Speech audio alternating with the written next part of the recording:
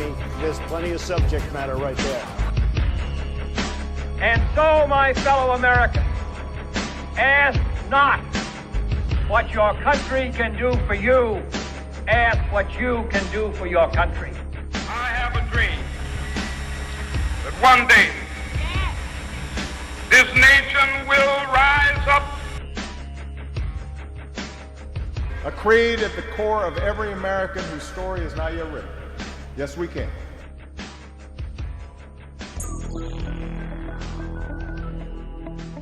Regulators. We regulate any stealing of his property. We're damn good, too. But you can't be any geek off the street. Gotta be handy with the steel, if you know what I mean. Earn your keep. Regulators! Mount up.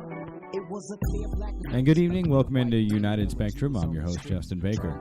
And I'm Bryant Redden. I'm your host as well. And Season 1, Episode 3 of the United Spectrum podcast. The idea is for us to politely, calmly, and respectfully give different opinions on different things around going on around everyday life. And we're not trying to manipulate you or make you think about what we're doing in our own light, but perhaps maybe open your mind to the way others may do it. So far, 2 shows in the books. Here comes the third, and a lot of good stuff on tap, B. But most importantly, how you doing? I had a great week. I'm good. I woke up this morning.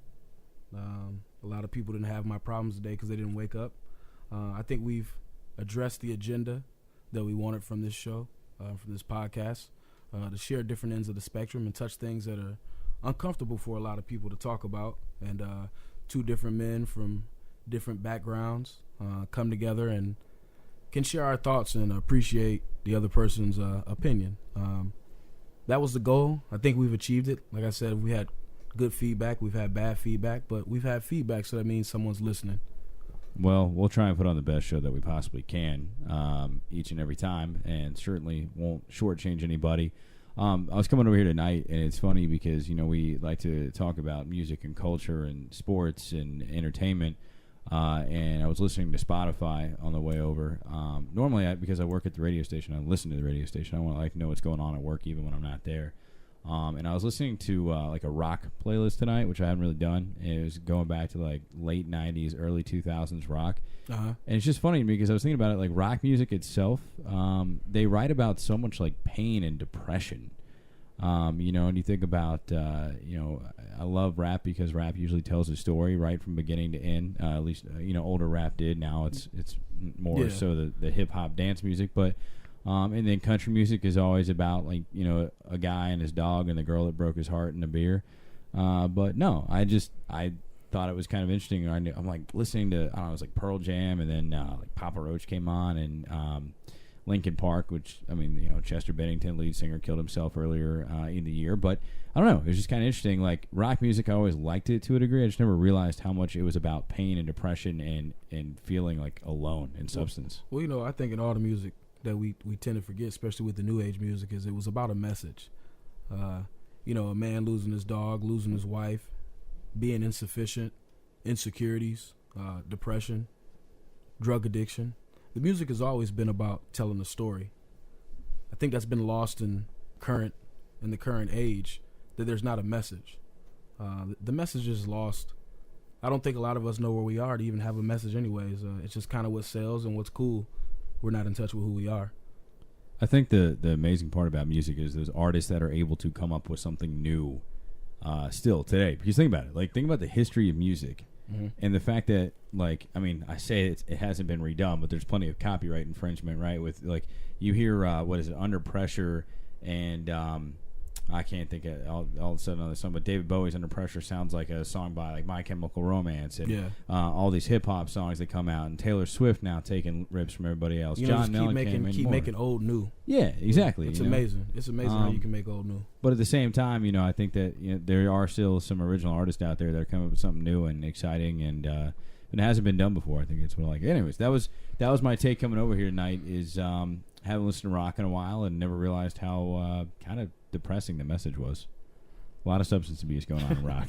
There's a lot of substance abuse now. It just sounds different now. It's different things where you're abusing. It's a different take. But yeah, the whole grunge scene apparently was just like Like you were making millions as a rocker, and you were banging all these beautiful women, but at the same time, you were thinking about suicide on a daily basis. Anyways, but let's get into it. What's on tap for tonight? So we're gonna start off this week, man. I was a little disturbed last Tuesday when Tuesday kicked in, and it didn't bother me as much as the fans bothered me that Alabama was jumped by Georgia in a bye week. And they jumped to number 1, and we fell to number 2. And when I say we, I mean us Alabama fans. For anybody that doesn't know that's your what team. I rap. Yeah. You know, roll tide. If you don't know, you need to ask somebody. But you know, we're not upset about it. We actually don't want to be number 1. Number 1 is just a number in our eyes. At the end of the day, I mean, we didn't win a championship last year. The goal is to win a championship. It really doesn't matter what the rank is. To fall off, I don't understand what that is. But you know, you hear everybody tell you that Alabama's had a weak schedule, and I tend to disagree. I mean, I don't think it's been super tough, but they say we didn't play anybody. Well, Florida State was ranked number 3 at the beginning of the year. We took their starting quarterback out. He didn't play any more football. So have they fell off since then? Yeah. You know, Georgia's win against Notre Dame, which does not have a conference, that they should be fresh to play anybody when they play because it's, you know, they're independent. They make their own schedule. They make their schedule, you know, so they're independent. And Georgia won that game by a point. So let's, you know, if we didn't hurt the quarterback for Florida State, would Florida State still be considered not a good team? I don't know. I think that's the tough part. Is if Francois plays, are they better? But the thing is I think there's so much broken with Florida State. I think it goes beyond the quarterback. Now, granted, you could argue it's a moral brokenness, right? You lose your starting quarterback, you think your season's over. My thing is, too, like Florida State, you really didn't have anybody in line to back this kid up. You know what I mean? Like, isn't that your job to recruit? Yeah, I mean, that is the job to recruit, that you're supposed to have a plan behind that, but not saying that everyone necessarily has that plan. But to discredit like Florida State is a fluke every year. Right. That's not a fluke team. No. They've never been this bad. No. Okay, they're pretty bad. So 5 years ago, when schedules are made and we're playing Florida State, was Florida State considered a bad team? So we didn't know that was going to happen. Right. They were coming off a national title. You know, a year and a half before that. I mean, right. 2 years before that. So when they come in, we don't know that they're going to be bad. But if you lose your quarterback, I mean, it's like we're discredited because they lost their quarterback and now they suck.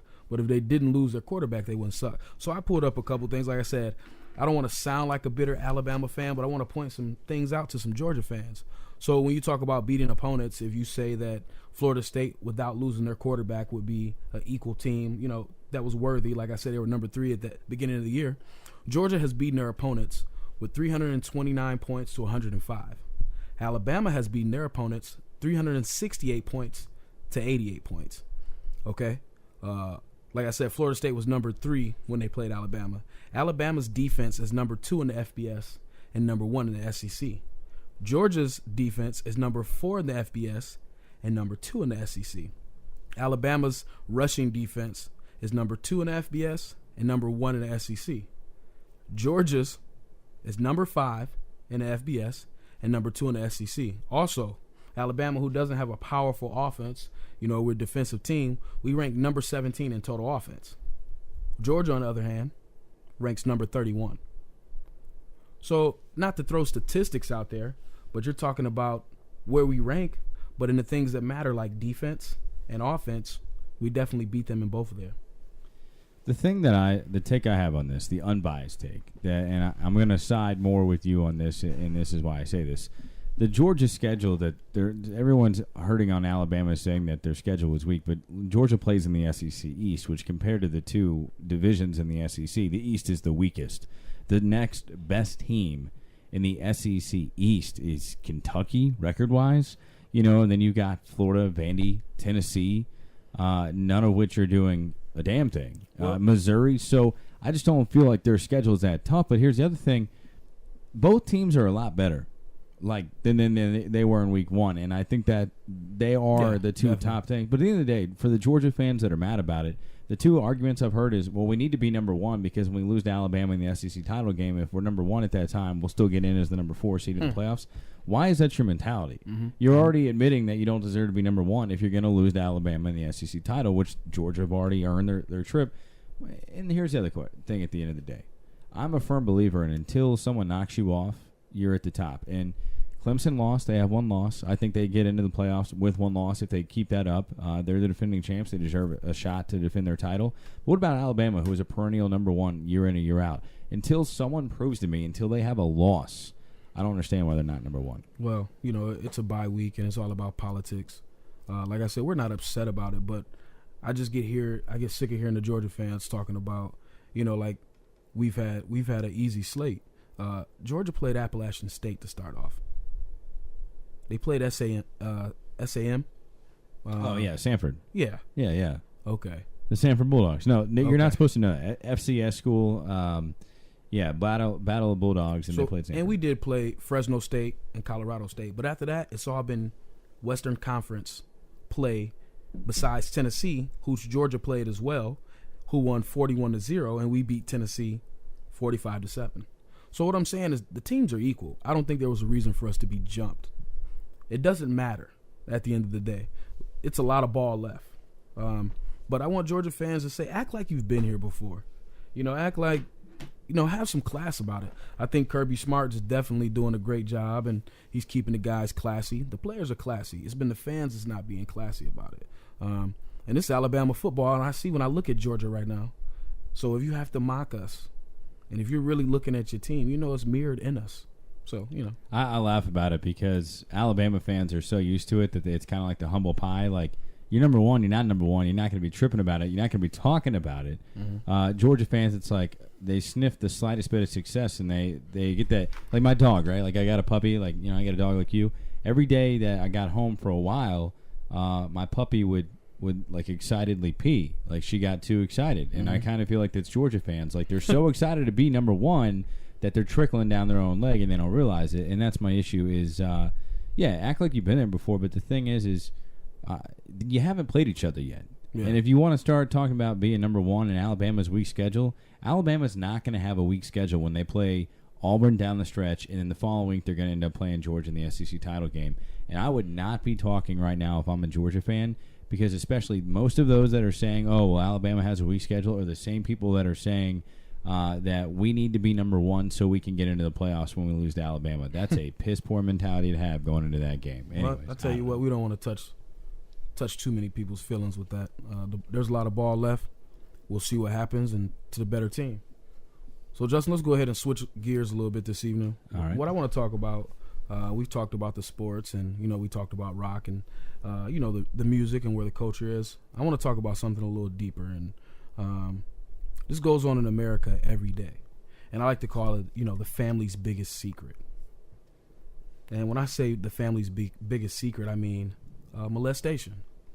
Some people think it's not going on. It's going on in families, and people are not talking about it. Is it more of a protection of your own family, or an embarrassment, or a combination of those and more? I think it's a combination of both. You don't want to come out and say, Uncle John that's in the church, who's a deacon, has been playing with Mary since she was 7 years old. A lot of times, it's happening in the family. Statistics from 2017 state that 1 in every 4 girls are sexually abused. 1 in every 6 boys are sexually abused. And that's jumped tremendously from the previous years of boys being sexually abused. 1 in 5 kids are solicited sexual abuse on the internet. 85% of those that are sexually abused don't report it.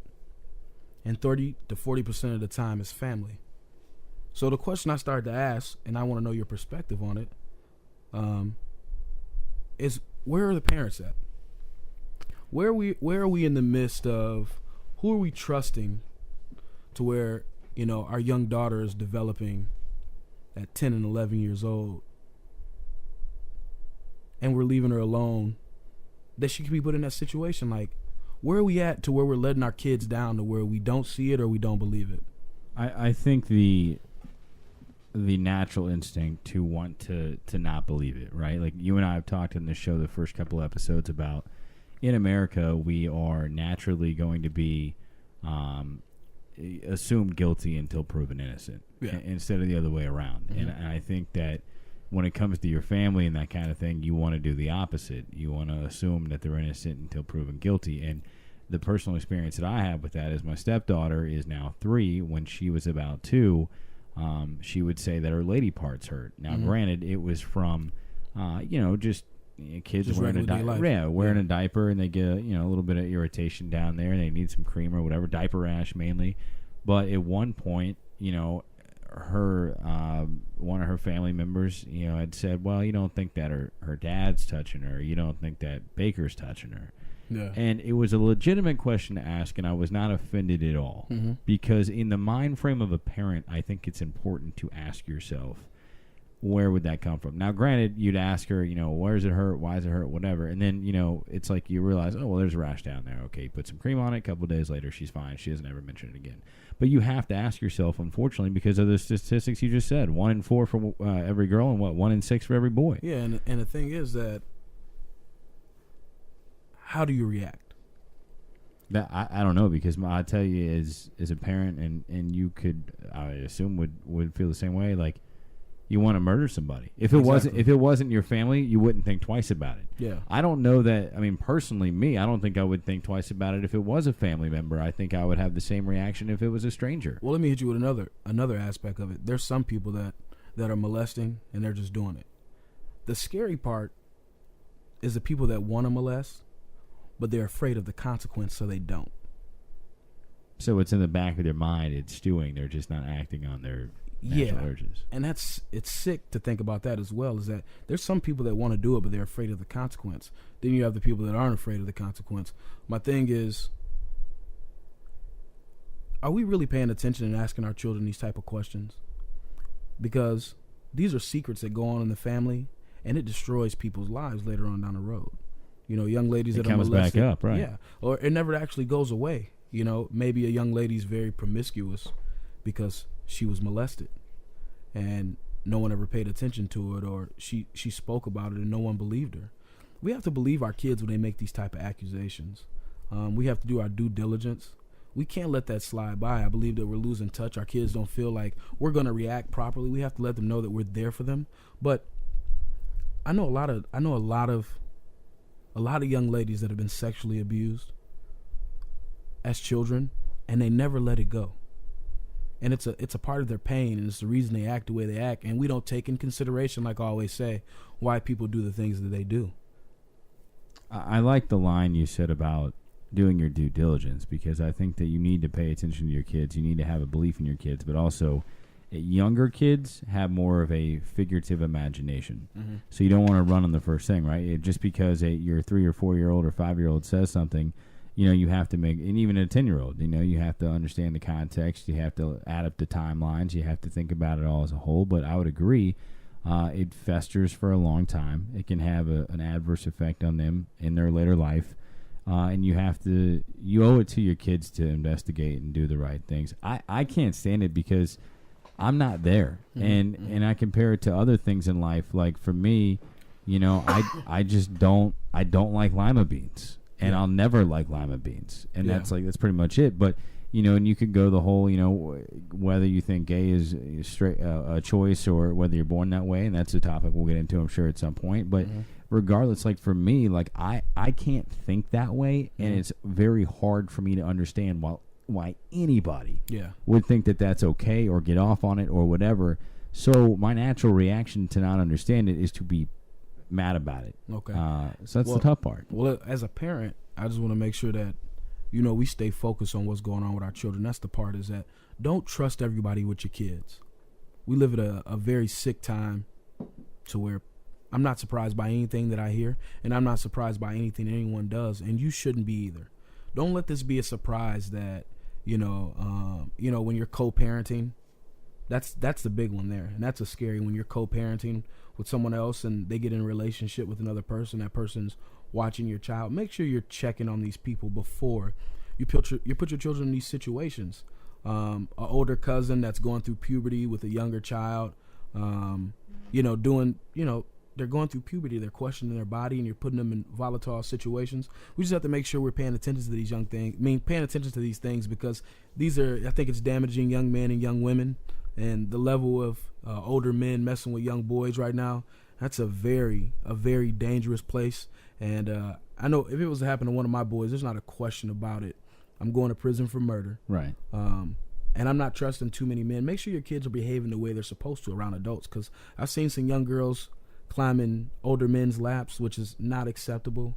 I've seen little girls, 12, 11, 10 years old, sitting in their 45-year-old father's lap in between his crotch. Like, you know what I mean? Like, we have to be aware. Like, don't make it seem like it's comfortable and you're going to accept that when you see it in public, or you're going to accept that with your children. We just got to make sure that we're paying attention to what's really going on with them. I think the thing too is there's two sides to that as well. Is one, you have to understand that the reason kids don't always come forward with this until later in life is that, one, a lack of understanding, and two, the embarrassment. Even a 7, 8, 9-year-old knows that probably wasn't right. I don't know how to tell my parents. I don't want to tell my parents. I'm afraid of the reaction, whatever. I think there's girls out there that know their father would kill somebody if Uncle Johnny touched him or whatever. Everybody named John and Johnny tonight literally just shit down their pants. But using examples. And then the other thing you said is, like, I think it's important that when you have that 9 or 10-year-old that wants to sit in dad's lap, and for me, like, I deal with Harper, like I said, Harper's 3.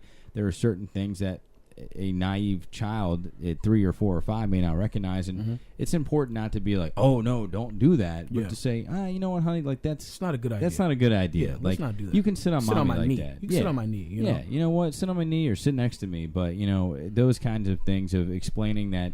That's not the norm. You don't want to scare them and make them think that they can't, hug you or whatever. But it's important. And man, what a great point. Well, look, as a man, I, to men that are listening to this, make sure you're just paying attention, even with your own daughter, nieces.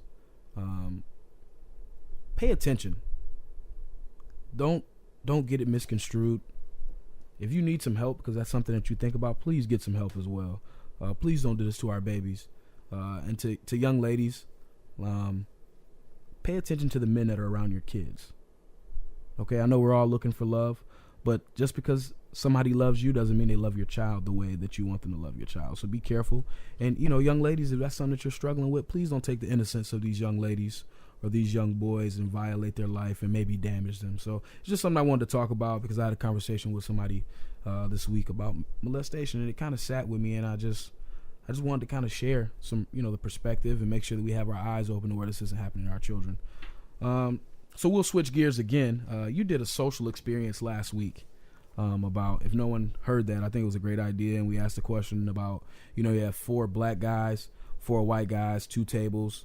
You send them in, black guy, white guy, black guy, white guy. There's 4 chairs at each table, and see how the trend goes. That's kind of what we talked about. I think we're pretty much probably going to touch different things about race every week, as long as the agenda is being pushed in society, which it is right now. Right. And the social experience I like to try is, I take a look at everything, and I had a conversation with an older white female, probably about 65 the other day. And we were discussing not knowing. Not knowing is like a really tough thing.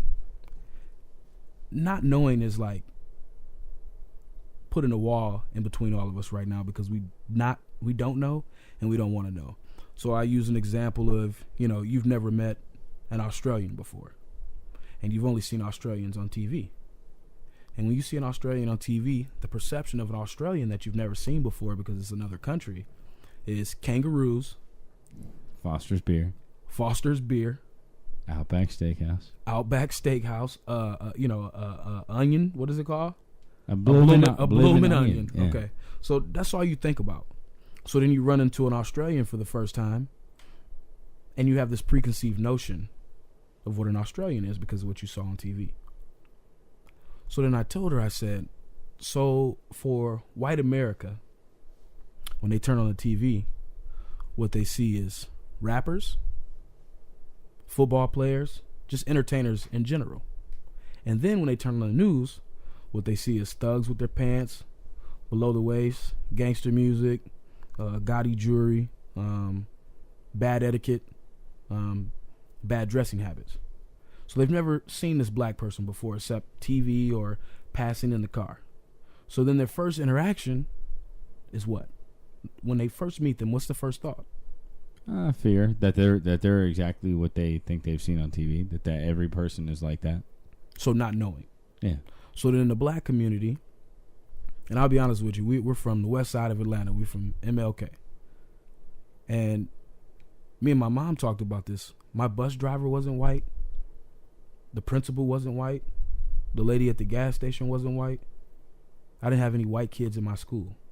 I saw white people on Little House on the Prairie. You know what I'm saying? And I saw white people on The Twilight Zone. And, you know, you always saw, I mean, that's how we saw white people. So you have a preconceived notion of everything that I saw on TV is what I thought about white people when I first met them. The point that I'm trying to get to is that the racism that we're seeing, we're making for not knowing and just believing what we see on TV. The racism is built by the media. And I know you said we weren't going to touch this, but we talked about this mass shooting. He's a terrorist to me. At the end of the day, he's a terrorist. Talking about the one at the Baptist Church in Texas. Okay. Exactly. So when the Muslim guy does it, he's the terrorist, right? That's what they say.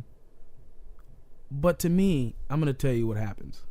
This is the media, again, setting us to see another racial view. Because when the Muslim does it, he's a terrorist. Right. He kills 8 people in New York. He's a terrorist. Okay. But when the white guy does it, he's what? Disturbed. He's sick, right? Yeah. He killed, what, 20 plus people. So we know that both of these men are sick. Okay?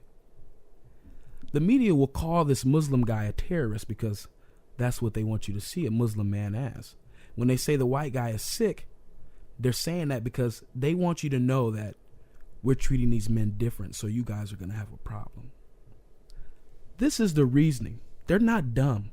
They're not saying the terrorist because he's the only terrorist, and they're not calling this guy sick because he's just sick. They're saying that because they want you to notice that they had a difference in it, to draw the line of racism.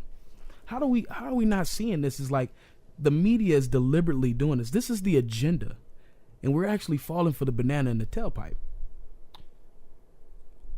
The other thing that I have to ask you, and I don't know that your opinion would be the same of everyone in the black community, but I like your take on it, being in that community, or as one of that community, so to speak.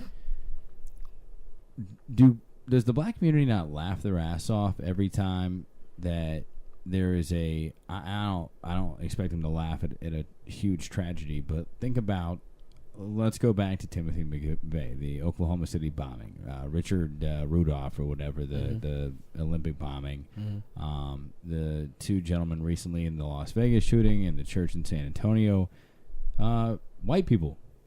You know, and I think that when you have a lot of white people who have this preconceived notion that, you know, all crime is committed by the black community, and then some of the most massive, devastating executions, really, in our country have come from the basic white guy. So to me, it's not funny, period. I don't give a damn who's killing who. To me, it's not funny. But I'm going to tell you what's sad is the first time something happens, when you hear of a natural disaster, the first thing I think, and maybe this is stereotypical, it's a stereotype. I'd be like, damn, I hope he's not black. Because you don't want another tick on the stat sheet. I don't want to add nothing else onto it. Right. We're bad enough the way they look at it. So even if you don't do anything because of the preconceived notion of the media and everything else. So the first thing I'm saying is, damn, is he black? And then after that, another stereotype, I'd be like, is he Muslim? And then when they say there's a lot of people killed, then I say, is he a white guy? But that's what I've been programmed to think. Right. You know what I mean? So no, it's not funny to us. There's not too much of, no, it's not funny. I don't take that as a joke at all, because not funny, but is it something that you think about of another deranged white guy? Well, no, the first thing I think is I'm hoping it's not a black guy that finally reacted. And I didn't want to talk about this, but like, I'm going to switch gears and I'm talking about this race war that I'm afraid of. No, I think, right now. I think you have to go there because I think it's impending at this point. I'm afraid of it because let me tell you something.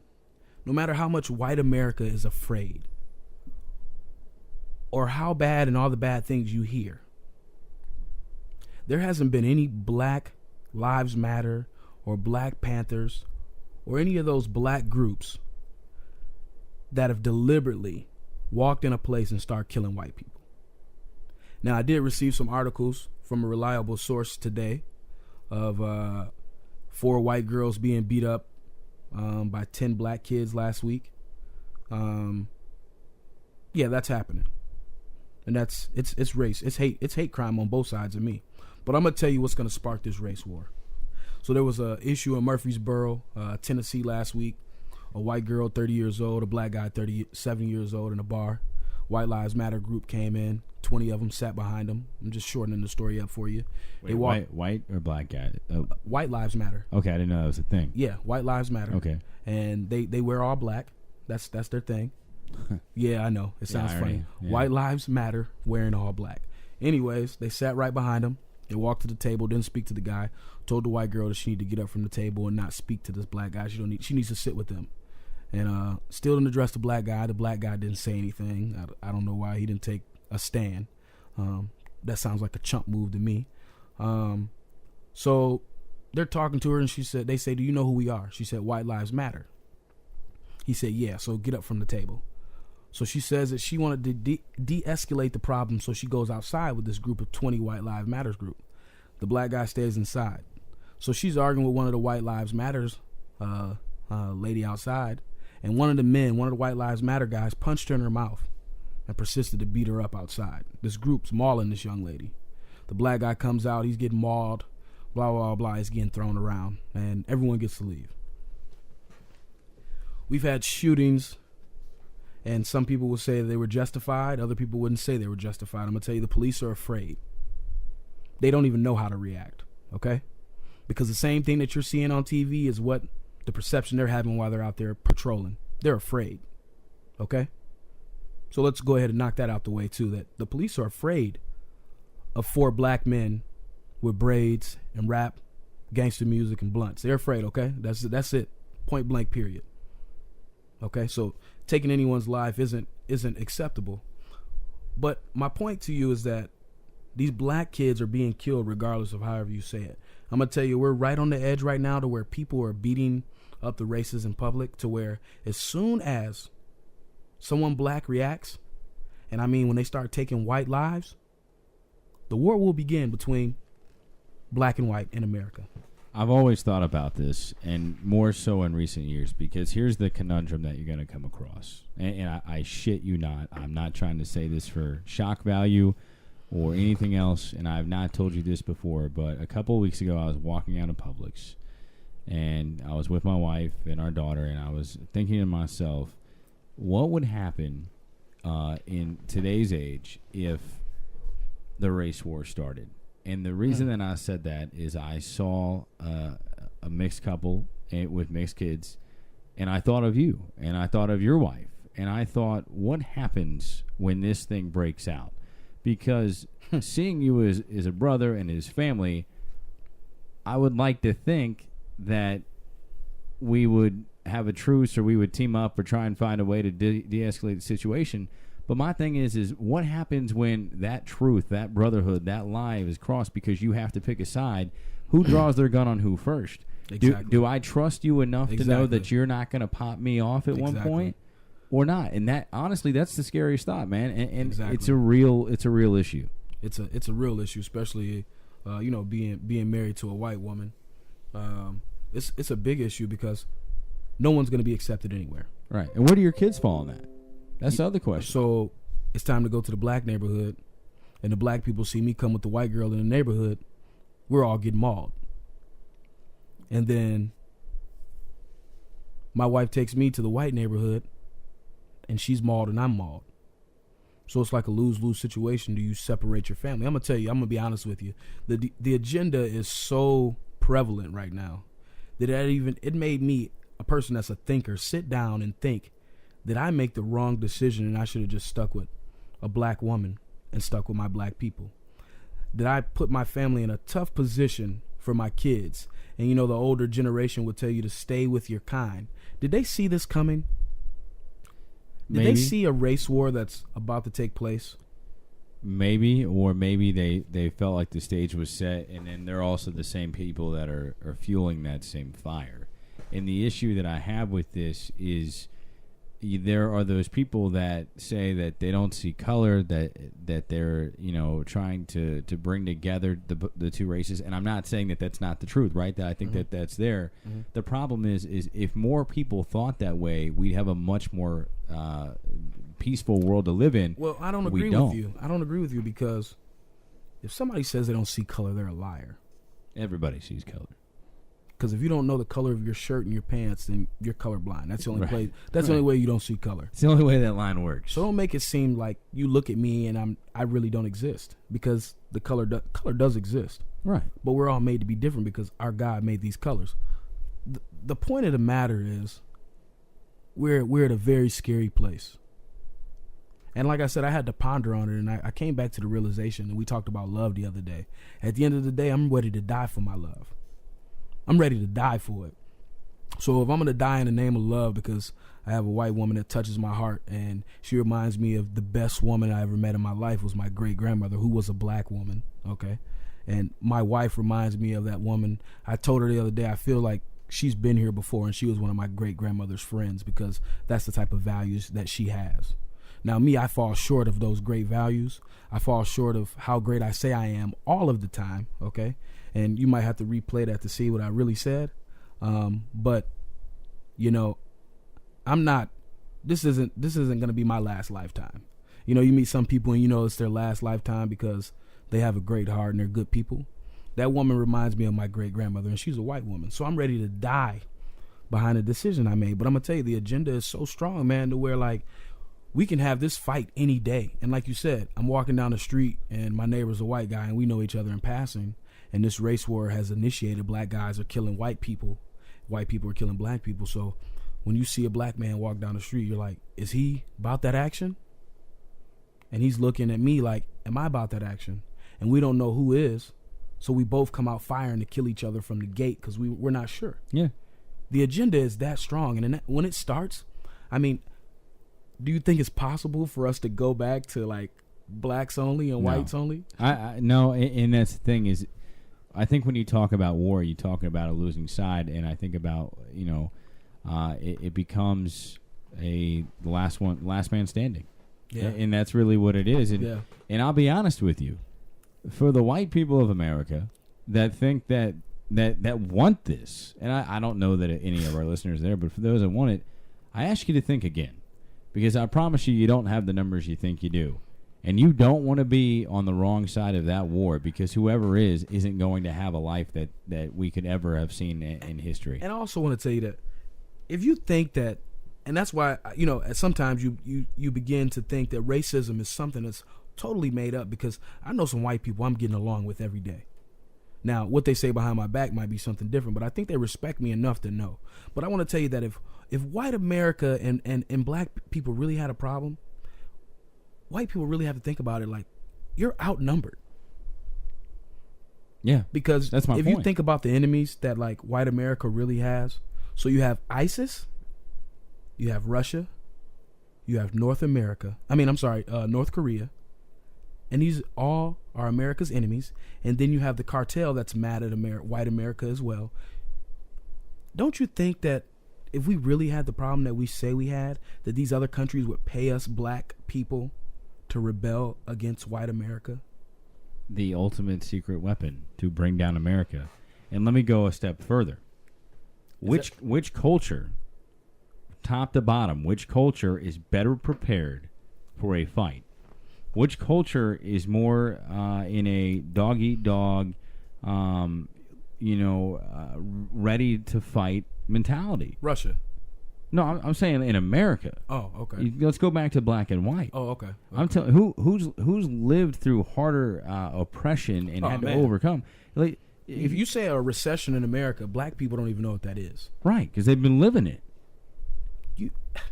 Every day. I mean, we could talk about something like totally different. You know what?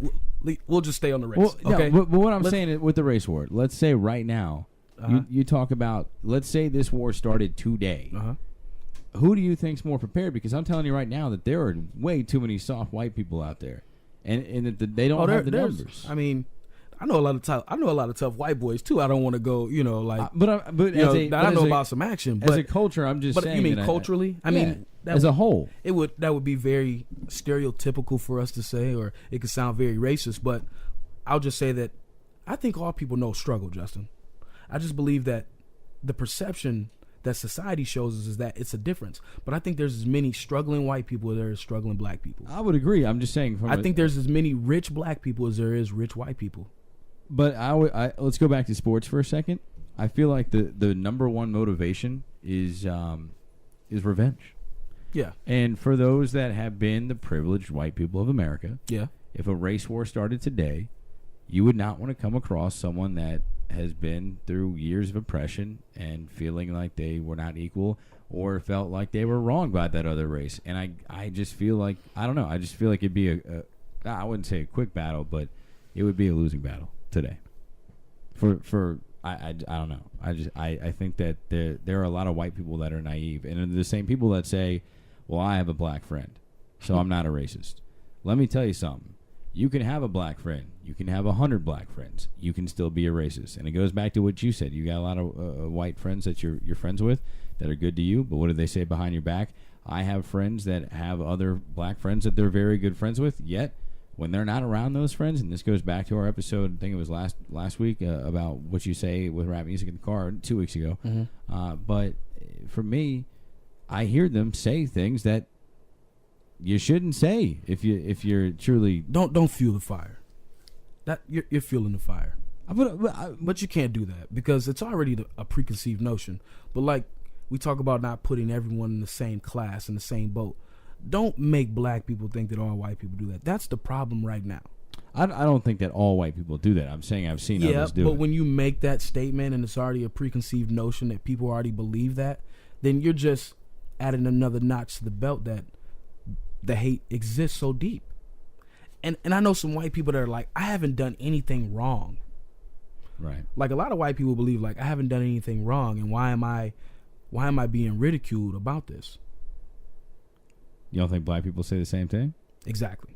And that's the point I want to say is like some of us didn't ask for this. Like you're not asking for it. I'm not asking for it to be an issue. But again, this goes back to 2 weeks ago when I said it's about let's love each other. So Justin had a truth, and I want to wrap this up, but I said that I wanted this to be a social experience, and we just got deep because this race thing just touches the heart, and it saddens me. I'm not a weak person. I don't get touched by too much. I'm not emotional. But what I'm emotional about right now is that the love is so not consistent, and I feel like it's not reciprocated, and that the agenda is pushing the hate so much that it hurts my heart. And I'm afraid of what I'm going to leave for my kids if I don't say these words that are sitting on my chest. So this week for the social experience, what I want people to try out, and you don't necessarily have to respond to us, I want you to do this just for yourself. But somebody that's different than you from a different culture, I want you to really take 15 minutes and just get to know somebody, and don't be offensive when doing it. Maybe go out to lunch with a coworker that's, a Hindu brother, or, a Latino sister, or an Italian brother, or a Haitian brother, or a Jamaican brother, or somebody who a doesn't Senegal look like brother, somebody from Hong Kong. I mean, let's start. We have to integrate. We have to be ready to learn about each other in order to let all this racism and stereotypes and this bigotry and all this hate go. So that's what I want you to do. Is I want you to take 15 minutes or take an evening and go out to dinner with a friend, or not even a friend. Build a new relationship or a new friend with somebody that you work with that's different than you. There are good people in this world, and there are bad people in this world. And I've said this 100 times. There are good cops, there are bad cops. And at the end of the day, there are so many great things that every culture has to bring to this world. And it doesn't matter your race, your age, your sex. So I would encourage you on this experiment to just kind of keep that in mind, that there are a lot of good things about a lot of great people out there that maybe you haven't experienced before. So, do that. I mean, at the end of the day, the difference is there are good people and there are bad people, and hang out with the good ones, regardless of what size, shape, color, or, finish they come in. Preach. So, Justin, what do you have for us for the truth this week, brother? So my truth is this. I feel like in life we give up way too easily. We give up a lot of things. And there's 100 different branches of this tree that we could go off on, and I'll touch one and allow you to take as many branches down as you'd like to. But for me, I'm gonna touch on giving up too easy as into suicide. And suicide, something that's touched me in my life very closely. I know a lot of our listeners can relate. They probably know someone who has committed suicide. Maybe they've had suicidal thoughts themselves.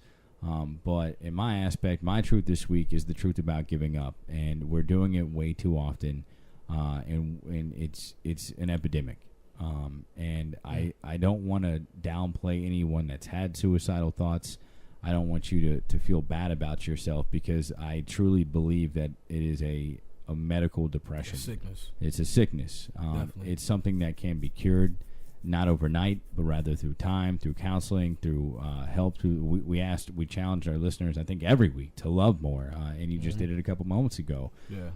But a support system. Yeah, for me, it's I've seen it kill more than one person. I had a friend of mine who it's been heavy on my mind this week, as I tried to call him and tell him something, and it's been 4 years now since he took his own life, and yet I still think of things that I want to tell him, and I can't, because I go to pull up his name on my phone and realize he's been gone for a quick minute. But his story is pretty tragic, because he killed himself over a bad breakup. He even tried to get help. He did. He went to a clinic. He was having trouble sleeping, and they gave him some sleeping pills. He realized he got addicted to them. They were making him more depressed. He went into a detox clinic, got let out, and tried to get back in this particular clinic. Did not let him back in, because they wanted him to finish the detox process on his own.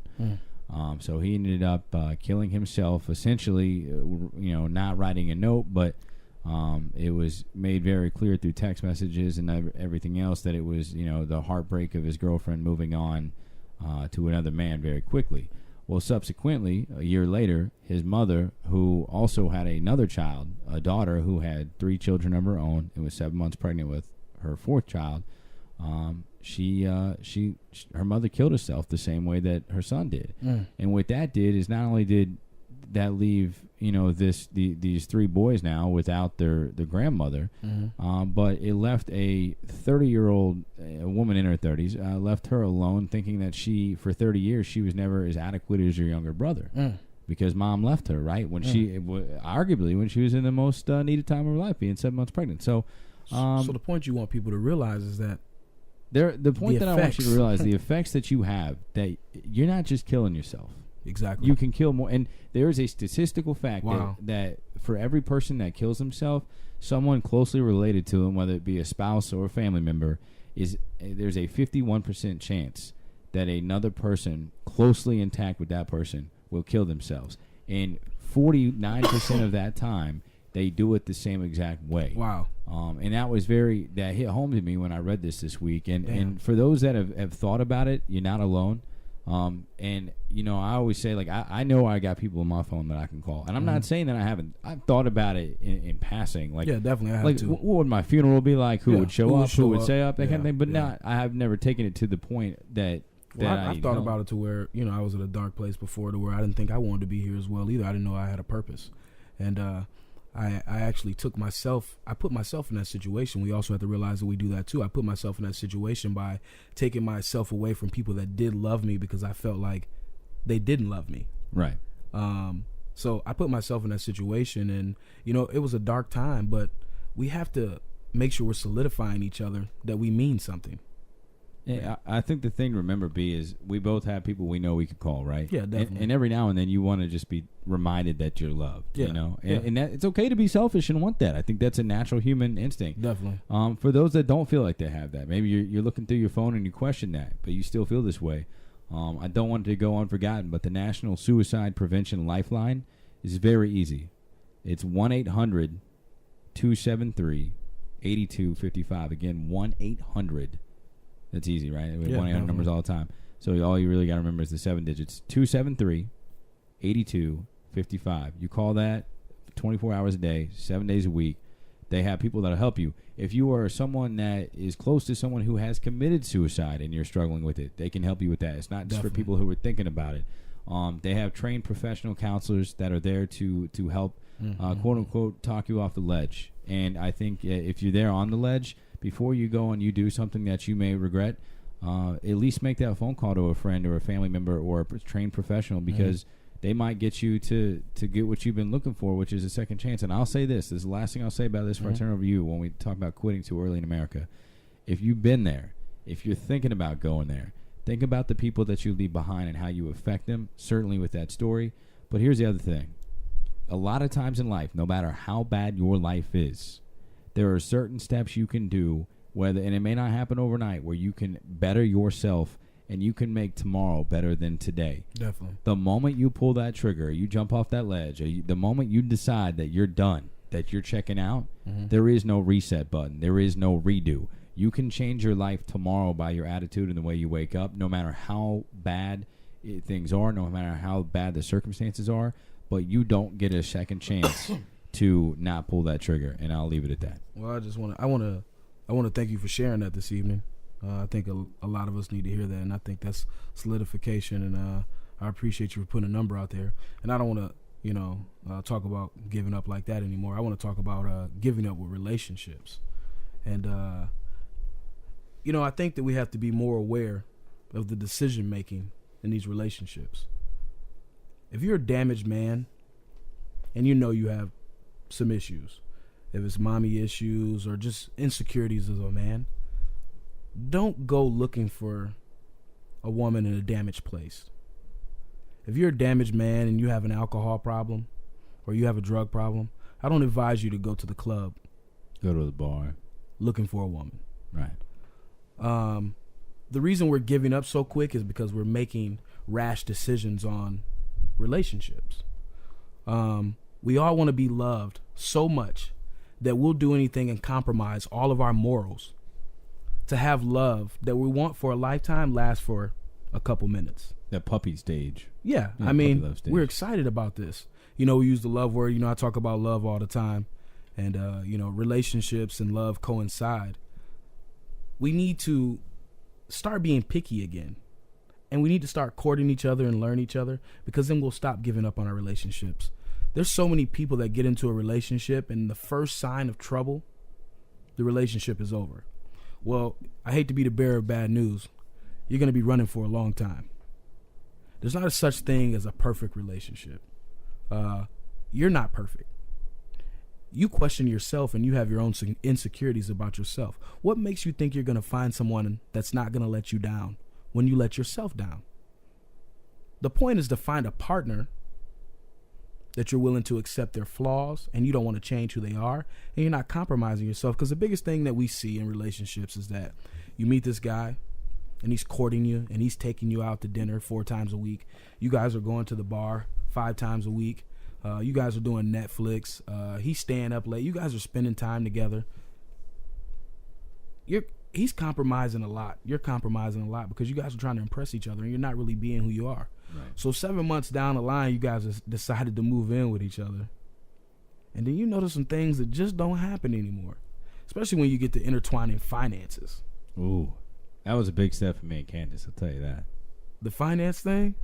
Let me tell you something, because people work money from different aspects. Like some people they prioritize a little better than others. My point is that you have to start taking a lot of things into account when you get into these relationships, especially when you get in an older age. You're in 30s. You can't just get in a relationship off of looks anymore, because everything that look good ain't good for you. Everything that look good don't taste good. Everything that look good don't feel good either. You know what I mean? So these looks and this lust that we're going off of, I think the reason that we're giving up on relationships so easy, because this is what we're talking about, is giving up quickly, is that we're not being picky and taking our time to actually get to know people and build. We have to learn how to rebuild. We have to learn how to build with people again. It's the building blocks. You don't just get a house without having a frame. When you first meet somebody, the courting is almost like the frame. It's the foundation that you're building. Or if it's people out there assessing if we can even build here. It's kind of like it is with a relationship. When you're meeting somebody and you're online and y'all going back and forth, you're assessing if we can even build here. So look at building a relationship just like building a house. If you go check and the land's not even enough to build the house here, and you have to do this and do that in order to get it flat, like, it's a lot of work. We shouldn't build a house here. Same thing with a relationship. You like, damn, she damaged. Or you like, you know, in my situation, for me, it would be difficult for me to start over with my track record. Right. My track record kind of says like I'm damaged. Oh, that's damaged goods right there. Like he need to be by himself. He's had enough chances. You know what I'm saying? That's how you would look at it. But me saying that I would be damaged, I wouldn't look for a woman in the same situation that I'm in.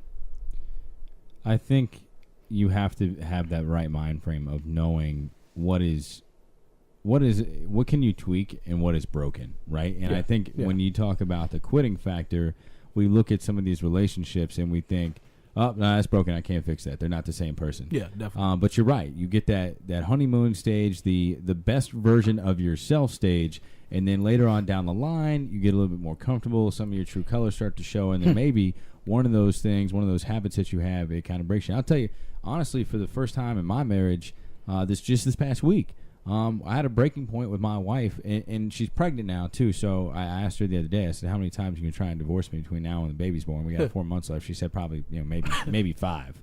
So I took the over-under at 4.5. Oh, but, wow. But no, it got bad this week. There was some, mistrust, and from the beginning, it was, let's tell each other the truth no matter what, no matter how bad it hurts, and let's never lie. And that's a good rule to go by. But over time, you start to realize that maybe there's certain lies that and I think we talked about this. Yeah, for the sake of your relationship, that you just don't need to know. Well, some things in the beginning aren't to be told. We don't know how long this relationship is going to last. Right. You don't want to air it all out there when you're not trying to build on the land. And I don't know. The question is that dishonest? And I don't think it's dishonest because people are going through relationships left and right. And imagine if you shared with your young lady and you're in your 30s and you've dated 10 men since high school, a couple serious relationships. And, excuse me, you've shared molestation with 10 different men that you thought were going to be something that weren't really something. I had that. So my point, it also goes back again, is that take your time. And we'll quit quitting on relationships if we take our time to build the relationships properly. That's a fine point, because there were too many times in my early adulthood that I would tell women a little bit too much, and it's like we weren't there yet. And not that I was hiding anything, but like maybe I could have waited to tell that story. Yeah, exactly. And just to go on the not quitting thing, look, I'm going to say this. It got bad between my wife and I this week. I thought I was going to have to move out for a second. I wasn't even in the wrong. That's when you know it's like you maybe need to take a deep breath. When you're like, no, I'm serious. I was like, I didn't do anything wrong. Why am I moving out? Yeah, okay. But then, even that night, it's once you talk, you air out your grievances, and you communicate. And that's the biggest thing, Brian, is communication is lost in so many relationships.